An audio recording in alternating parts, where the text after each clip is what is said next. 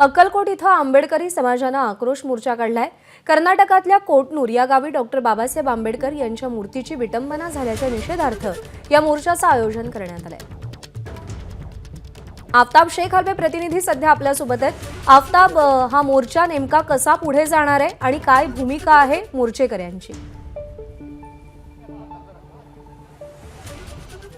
प्रज्ञा, मी अक्कलकोट शहरातल्या भीमनगर परिसरामध्ये आणि या ठिकाणी आपण बघताय की मोर्चाला आत्ता सुरुवात होती आणि इथून मोर्चा जो आहे तो अक्कलकोट शहरातल्या वेगवेगळ्या भागामध्ये जाणार आहे।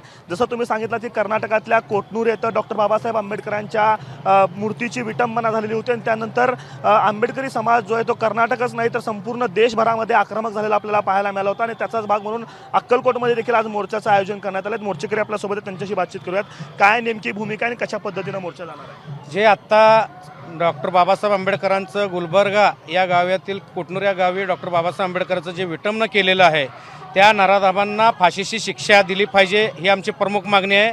तसेच अक्कलकोट तालुका व शहरातील या बौद्ध समाजावर वारंवार अन्याय होत आहे, त्याचं हे आक्रोश या ठिकाणी या अक्कलकोट तालुक्यातील बौद्ध समाजाने हा आक्रोश मोर्चा काढून त्या जातीवादी लोकांना उत्तर देण्याचं या ठिकाणी हा सर्व मोर्चाच्या माध्यमातून या जातीवादी लोकांना या ठिकाणी त्यांचा धडा त्यांना लायकी दाखवण्यासाठी आम्ही एकत्र आलेलो आहे। परंतु अक्कलकोट तालुक्यामध्ये बौद्ध समाजावरती वारंवार होणारा हे अन्याय अत्याचार किती दिवस सहन करायचं म्हणून हे अक्कलकोट तालुक्यातील बौद्ध समाज पेटून उठलेला आहे। व तसेच नागणसूर या गावी अक्कलकोट डॉक्टर बाबासाहेब आंबेडकरांचं जे जयंती आहे गेल्या 13 ते 14 वर्षापासून वेशीच्या आत मिरवणूक त्या ठिकाणी येऊ दिला जात नाही, त्या विरोधात आक्रोश मोर्चा आहे। मोर्चा कुठे जाणार आहे, कशा पद्धतीने? मोर्चा भीमनगर येथून अक्कलकोट मधून प्रमुख मार्गाने जे फतेसिंग चौक, मेन रोड, कारंजा चौक, बस स्टँड, तिथून यवन चौक त्या ठिकाणी सभेच्या रूपांतरामध्ये हा मोर्चाचा समारोप होणार आहे।